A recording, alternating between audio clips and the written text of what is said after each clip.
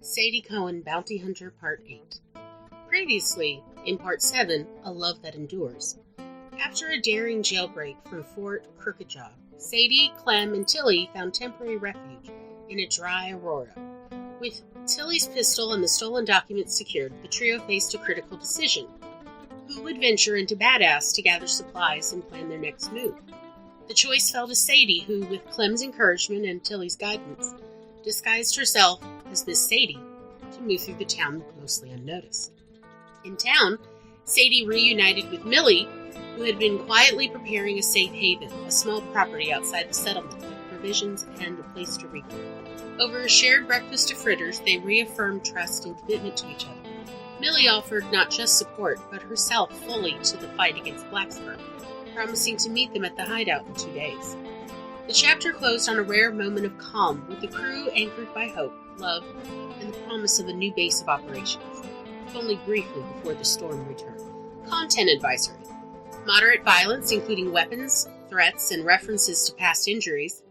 Sexual content and innuendo, including discussion of past sexual encounters. Mature language and adult themes, including alcohol use and scheming for survival. Some tense suspense and moral ambiguity, with characters making risky or dangerous decisions. Recommended for mature readers comfortable with adult themes in a Western adventure setting. The Outlaws Council by Glory Fink.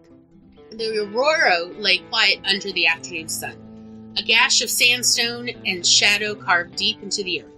The air smelled of dust and creosote, hot enough to make the skin on my neck prick. I guided my horse down the narrow slope, the animal's hooves slipping on loose shale, sending tiny rattles of rock skittering to the dry bed below. Clem and Tilly were resting beneath the thin shade of a cottonwood clinging stubbornly to the bank.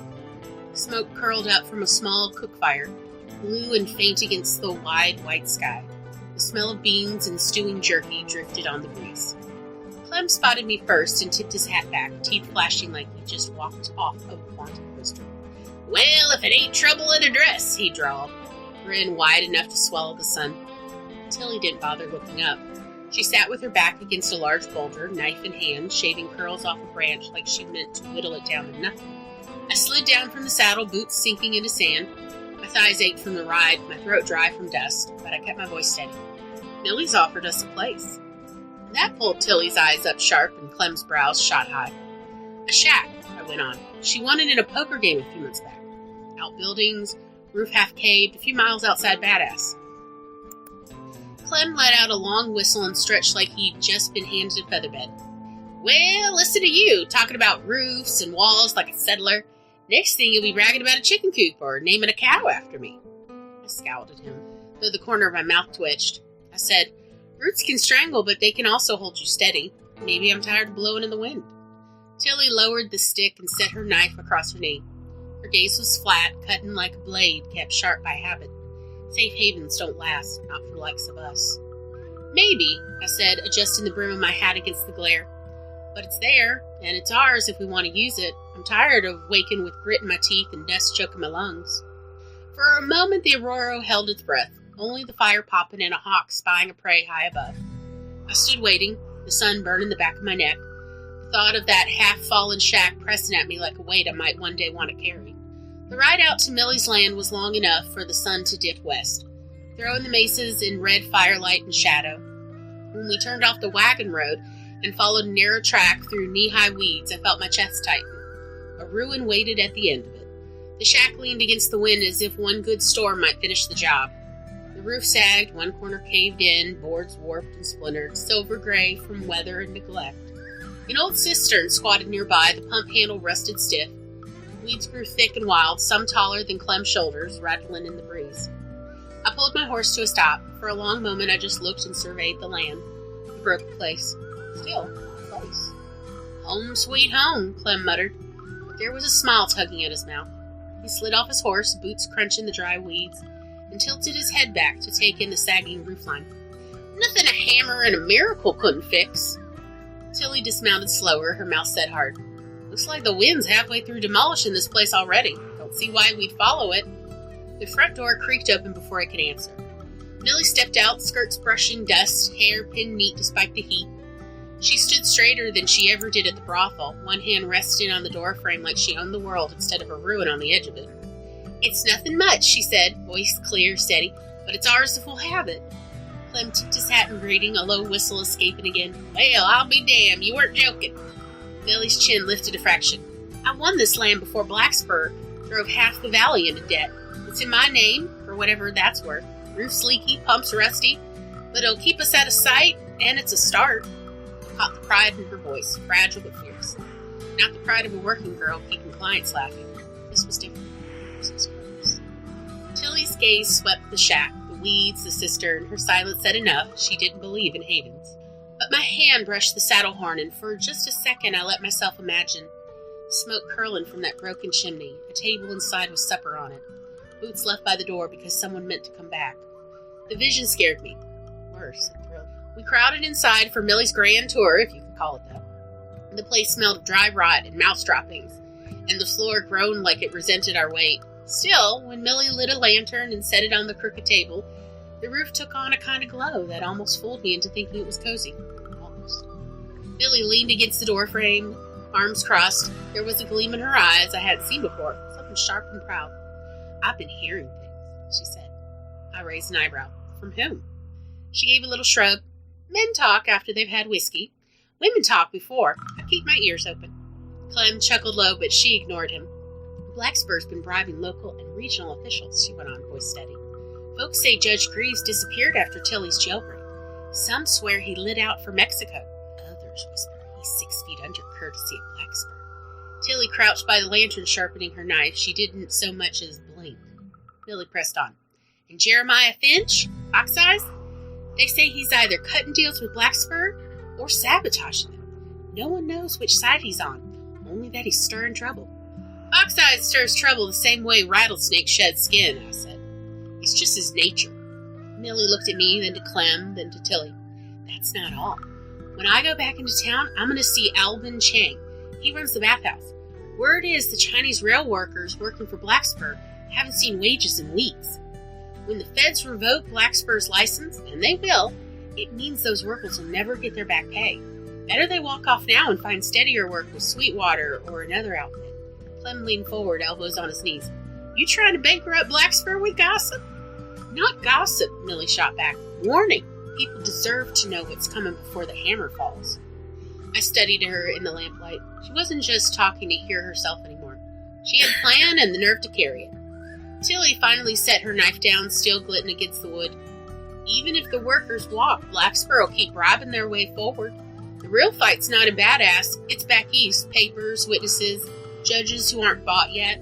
She touched the oilcloth bundle where the stolen documents rested.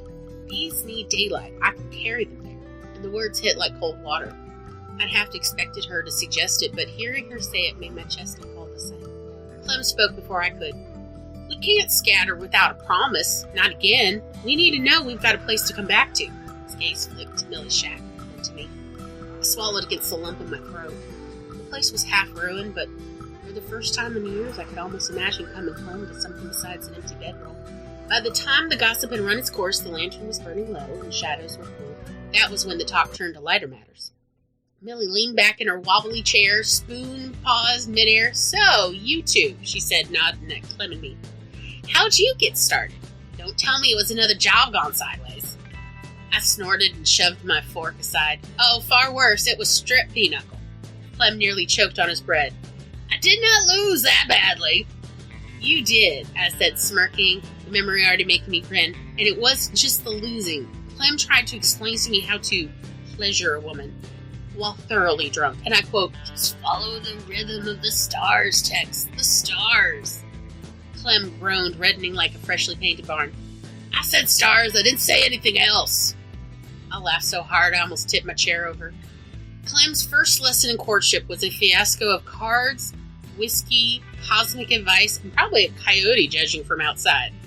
Somehow I didn't run screaming for the hills. Instead, I took notes. And the rest, as they say, is history.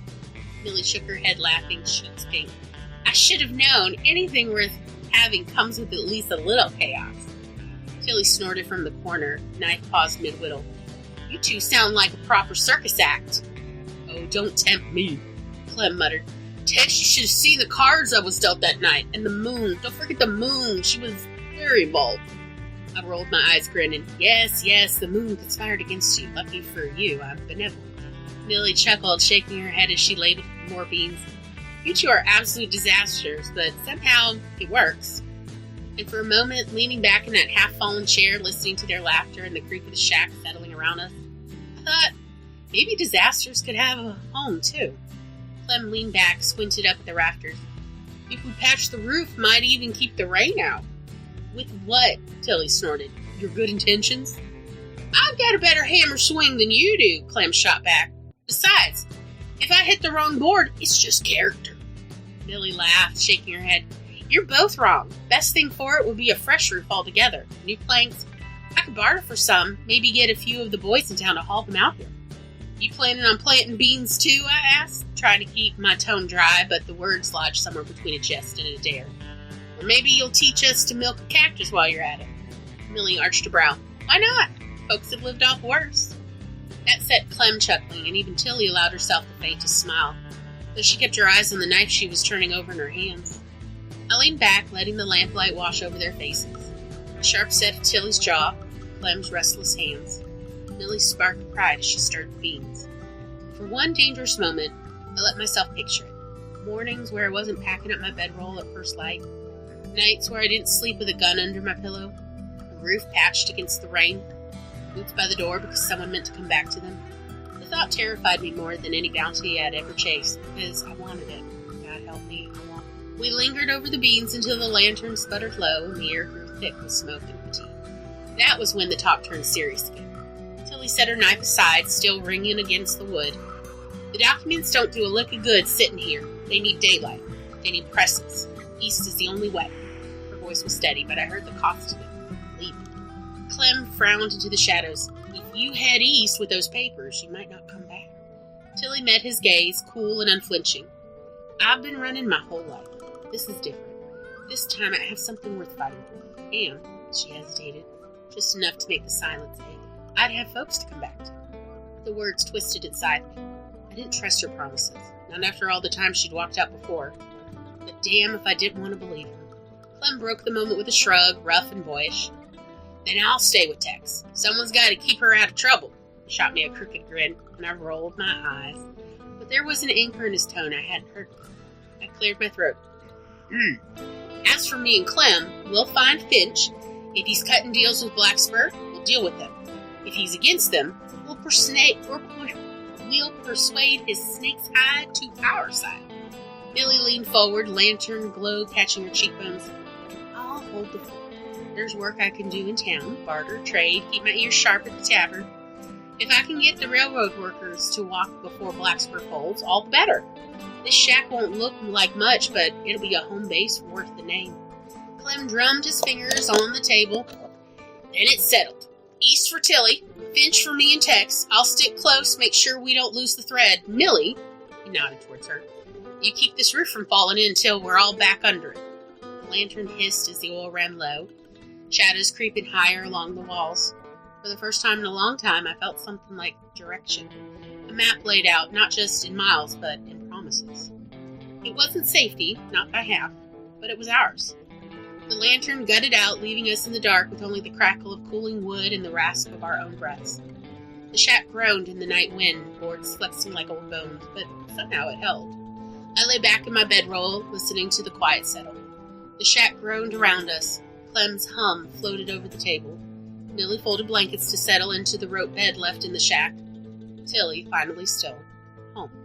Tomorrow the world would keep moving, and I had a feeling we weren't the only ones making plans out there. Maybe it'd be trouble, maybe it'd be opportunity, but it'd be ours to chase. Coming soon in Part 9, The Devil's Ledger. Millie strikes out on her own, confronting danger where no one expects her. Tilly races east with secrets that could ignite a storm. Sadie? She finds a bounty that isn't what it seems, and a choice that could change everything. Who is the real enemy, and who holds the keys to Blackspur's downfall? Thanks for riding with Sadie Cohen, Bounty Hunter. Your support keeps the outlaw tale alive and helps queer voices thrive.